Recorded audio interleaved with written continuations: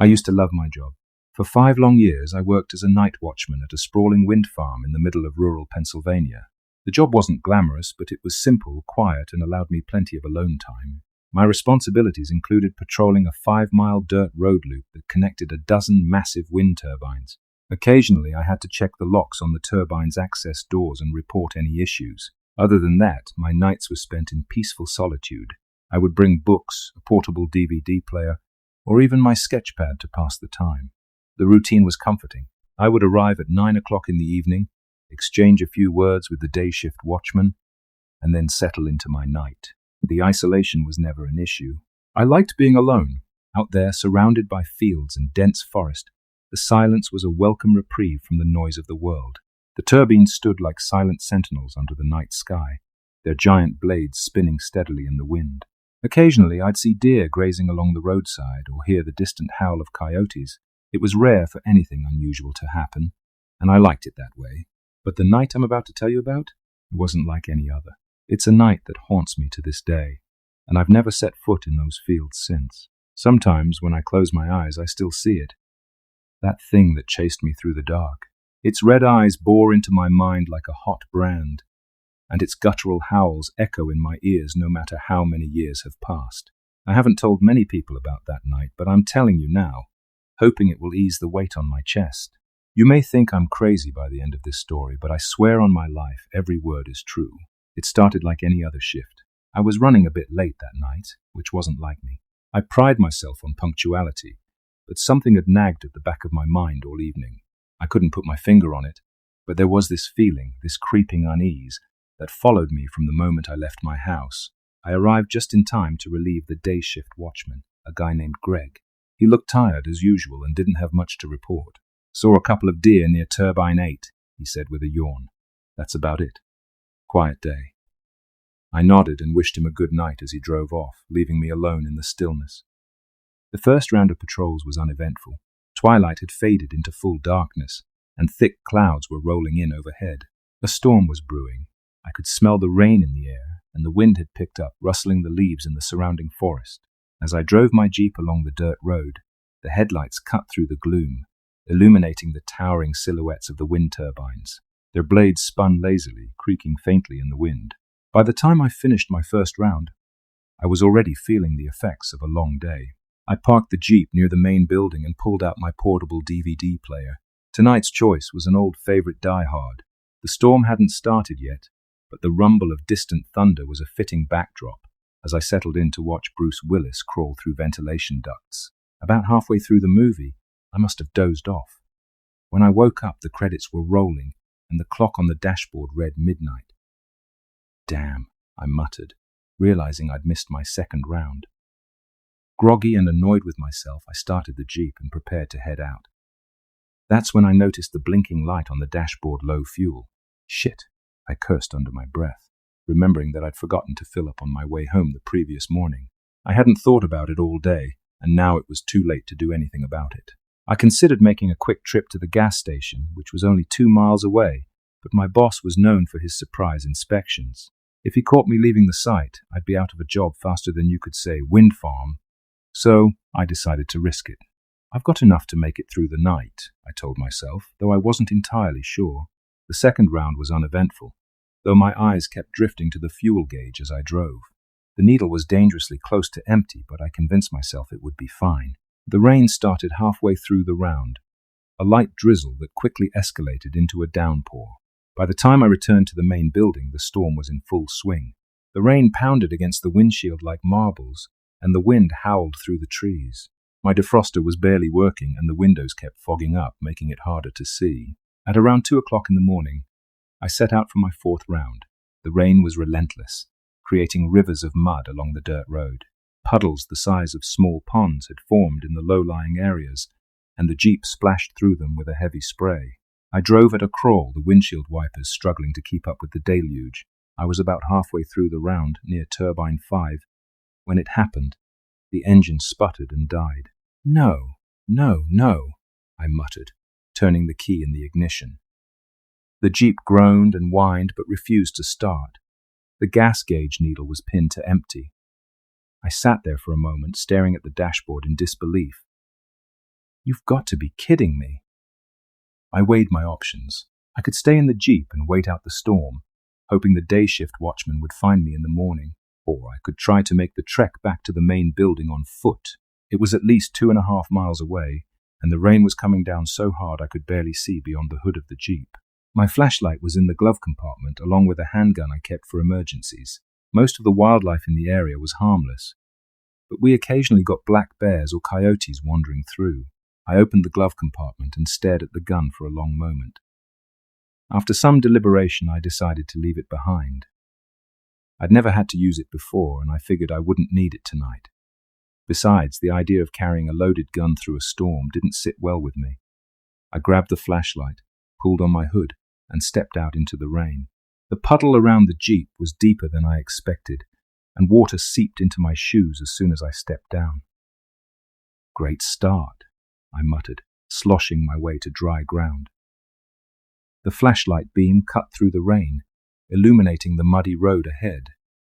I took a deep breath, steeled myself, and started walking. And the first mile was uneventful, though the rain and mud made every step a slog. My shoes squished with every step, and the cold water soaking my socks sent chills up my legs.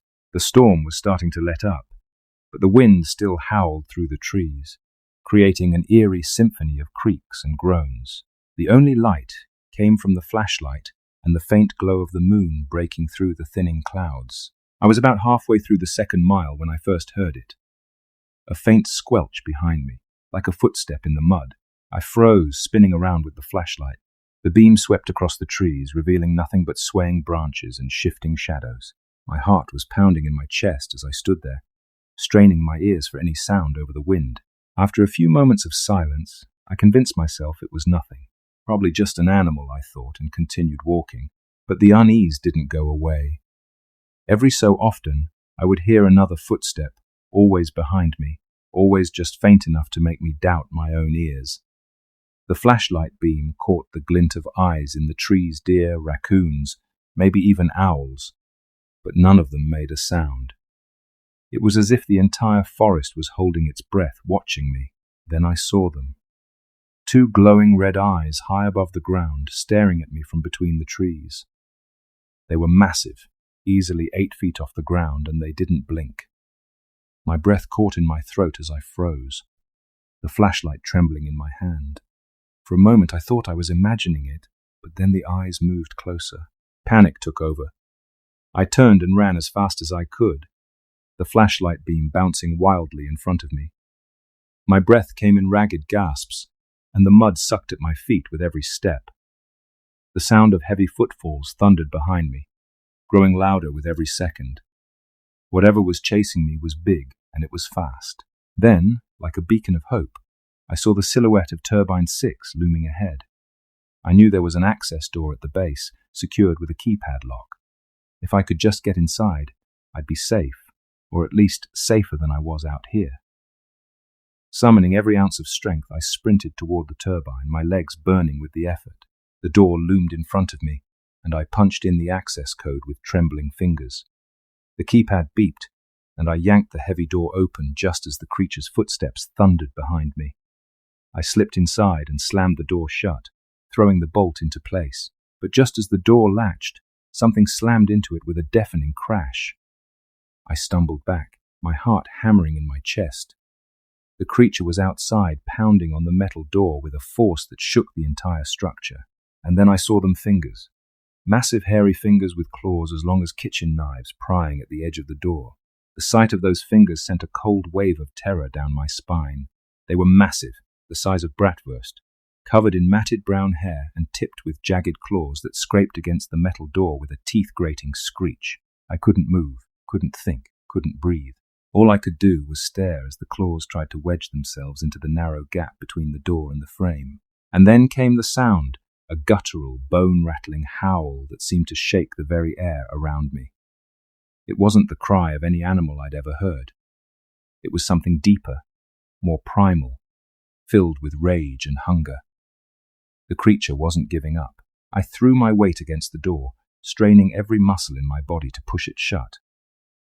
The door groaned under the pressure as the claws retreated for a moment, only to slam into the metal again, harder this time. I could feel the vibrations reverberating through my arms as I held the door with everything I had. With a final surge of strength, I managed to shove the door completely closed, and the latch clicked into place.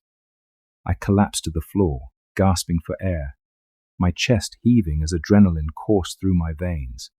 But the pounding didn't stop. The creature outside was relentless, slamming its massive fists against the door with enough force to rattle the bolts. I scrambled to my feet and looked around the small circular room.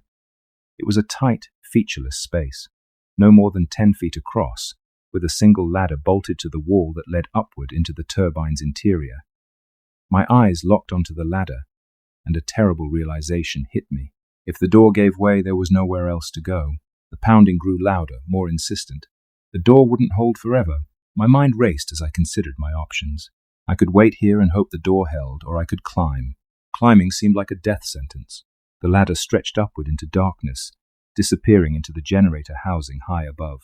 There were no platforms, no rest points, just an endless vertical ascent. If I slipped, if I lost my grip even for a second, I'd fall to my death. But staying put wasn't an option. The door groaned under another blow, and I could see it beginning to buckle. I made my decision. With trembling hands, I grabbed the first rung of the ladder and pulled myself up. My wet shoes slipped on the metal, and I nearly fell before I steadied myself.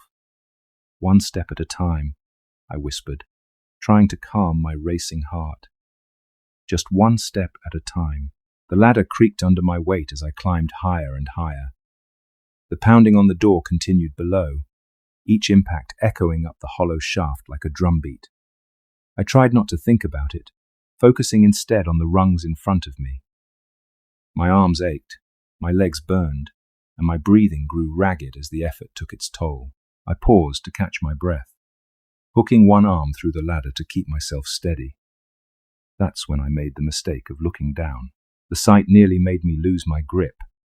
I was already at least 50 feet off the ground, and the floor below looked impossibly far away. The door was still intact, but it was buckling inward with each blow. The metal was visibly warped, and I could see long scratches etched into its surface. And then I saw it. A massive shape appeared in the doorway, its hulking frame barely visible in the dim light. It was covered in thick, matted fur, its shoulders broad enough to fill the entire frame. And its eyes, those horrible glowing red eyes, locked onto me with an intelligence that sent a shiver down my spine. It let out another earth-shaking howl and began to climb.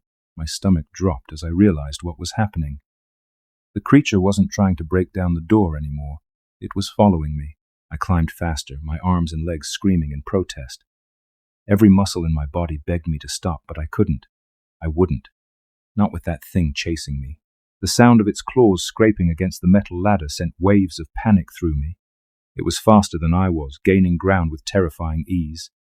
I glanced upward, praying for an end to the ladder, but it seemed to stretch on forever. After what felt like an eternity, I finally reached the top. My head broke through an open hatch, and I pulled myself onto a narrow metal platform inside the generator housing. The room was cramped, filled with machinery and whirring components that hummed with energy. A small hatch on the far side led outside to the turbine's maintenance deck, but there was no time to think about that now. I turned back to the ladder just as the creature's massive hand reached the top rung. Without thinking, I grabbed a nearby wrench and swung it with all my strength. The heavy metal connected with the creature's hand, and it let out a deafening roar, recoiling for a moment before resuming its climb. Desperation took over. I grabbed anything I could find, tools, loose bolts, even a fire extinguisher, and hurled them at the creature as it climbed closer and closer. Nothing seemed to stop it. Its head emerged through the hatch, and for the first time I saw it up close. Its face was a grotesque mockery of humanity, with elongated features and jagged yellowed teeth.